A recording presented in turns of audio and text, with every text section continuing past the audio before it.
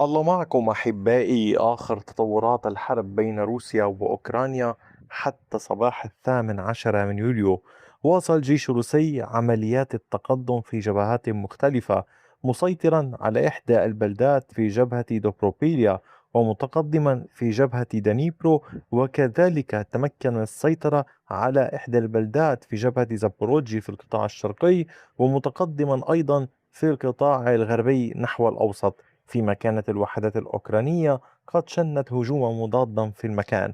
تابعوا التفاصيل حتى النهاية، ورجاء لا تنسوا دعم القناة، خاصة لمن يرغب. هناك مجموعة خاصة على القناة لدعمها ماديا، يمكنكم الانضمام إليها، ستجدونها حين تدخلون القناة.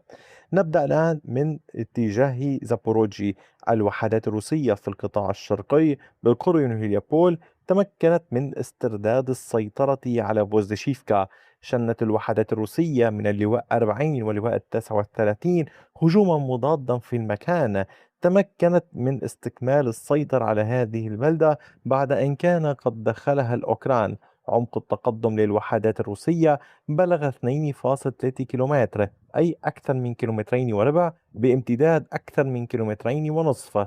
الوحدات الروسية تعود بقوة لتشن هجمات مضادة في ظل الهجمات الأوكرانية، وهذا أمر هام جدا. حين نفهم من يهاجم نفهم لمن المبادرة، ونفهم أيضا ما الذي يحصل. يعني لن يتقدم أي جيش في حال لم يحاول شن هجمات، وبالتالي الروس والأوكران كلاهما يهاجمان في هذه المنطقة.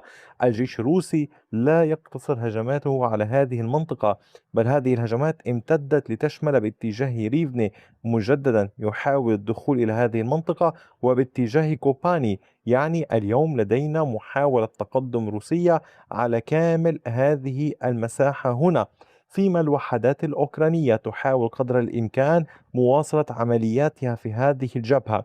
ولكن إلى الجنوب كان الجيش الأوكراني قد تقدم واستعاد السيطرة على هذه المساحة في ماراتوك ماشكا. عمق التقدم للوحدات الأوكرانية كان على كامل هذه المنطقة هو بعمق 590 مترا، بامتداد أكثر من كيلومتر ونصف.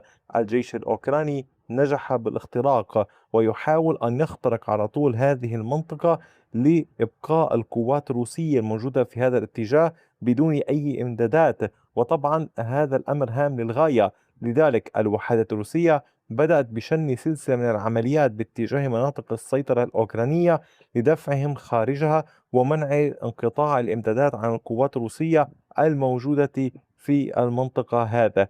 أما على صعيد العمليات في القطاع الغربي نحو أوريخيف، كان الجيش الروسي قد واصل التقدم. هذا التقدم نحو نوفاندرييفكا. الجيش الروسي فرض سيطرته على كامل هذه المساحة باللون الزهري.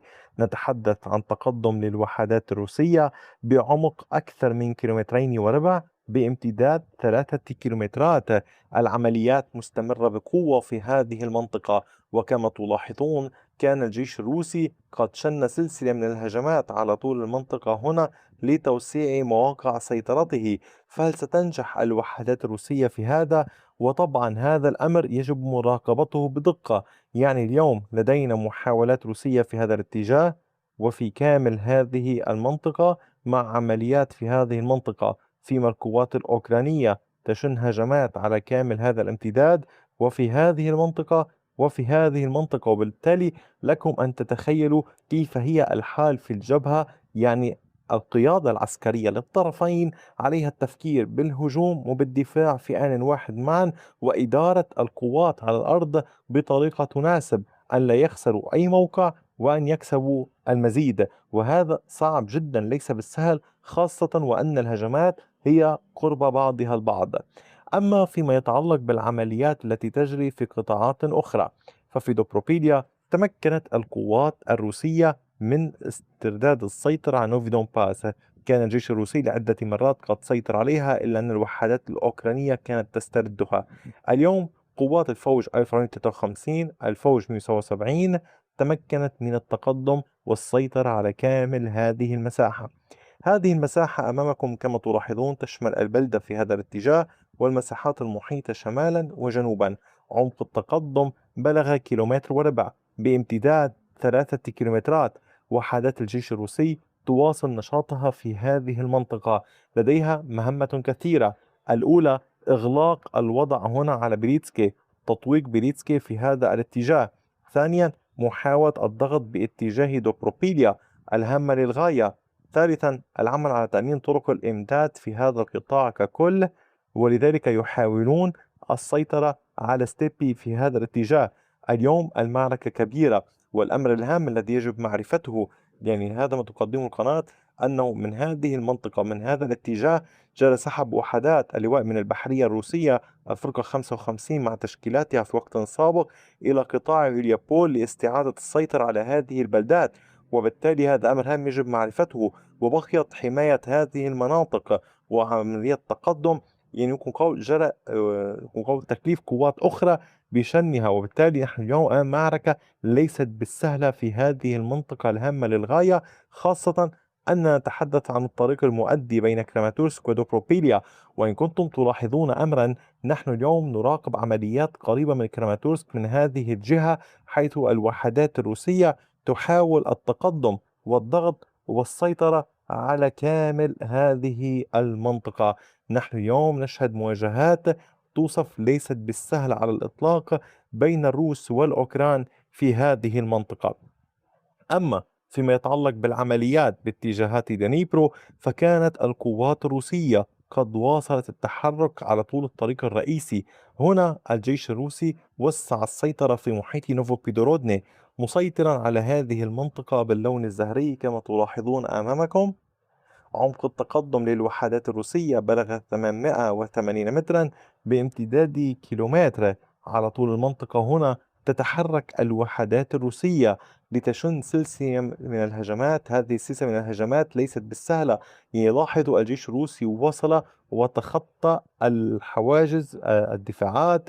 هذه الخطوط البيضاء هي أسنان التنين، الأسلاك الشائكة باللون الزهري. يحاول الجيش الروسي قدر الإمكان التقدم. ودعونا لا ننسى، لمن شاهد الفيديوهات التي نشرتها بالأمس يعلمون أن الجيش الروسي قد تمكن من السيطرة على هذه المنطقة. هذه الدفاعات التي كانت تشكل نوعا ما يشبه القلعة. وبالتالي اليوم يجب مراقبة تحركات الجيش الروسي في جبهة دنيبرو لمعرفة إلى أين يريدون الذهاب، إلى ماذا يخططون. طبعا يبقى علينا في القناة عرض ما الذي يحصل وما الذي كان قد جرى. أما فيما يتعلق بقول التحليل وتنبؤات وتوقعات، هذه لا مجال لها. يجب مراقبة الأمور. لا أحد يعلم كيف تتغير الأمور في الحرب بعد ساعة. هذا منطق واضح جدا في الحروب. أما فيما يتعلق بالعمليات باتجاهات أخرى، لا تزال القوات الروسية تحاول استكمال العمليات العسكرية في قسطنطينيفكا. حتى اللحظة البعض قد يستغرب أن الجيش الروسي لم يسيطر بشكل كامل على المدينة. الجيش الروسي يسيطر على 97.64%. كان آخر تقدم في 16 من يوليو مساء.